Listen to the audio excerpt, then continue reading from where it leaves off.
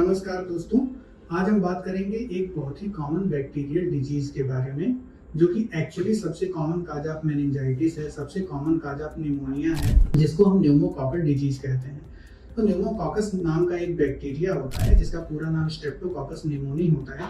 यह अगर माइक्रोबायोलॉजिकली देखा जाए तो ग्राम पॉजिटिव डिप्लोकोकस होता है। इसकी वजह से बहुत सारी बीमारियां होती हैं और ये जैसा कि मैंने बताया निमोनिया और मेनिंजाइटिस का मोस्ट कॉमन काज है।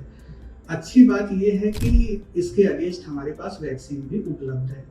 अब क्या है कि जो हमारा न्यूमोकॉकल डिजीज है इसको हम क्लासिफाई करते हैं इन्वेसिव वर्सेस नॉन इन्वेसिव में।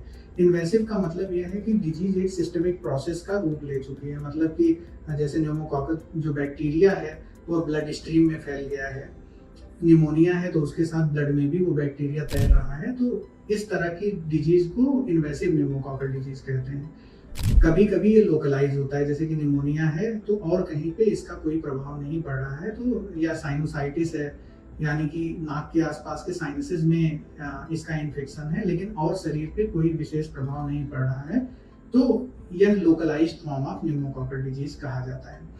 अब इसके लिए ट्रीटमेंट के हिसाब से देखा जाए तो बहुत सारी एंटीबायोटिक्स होती हैं जो कि इफेक्टिव होती हैं। ध्यान देने वाली बात आजकल ये है कि इस समय इसका रेजिस्टेंस तेजी से इमर्ज हो रहा है due to inadvertent use of antimicrobials.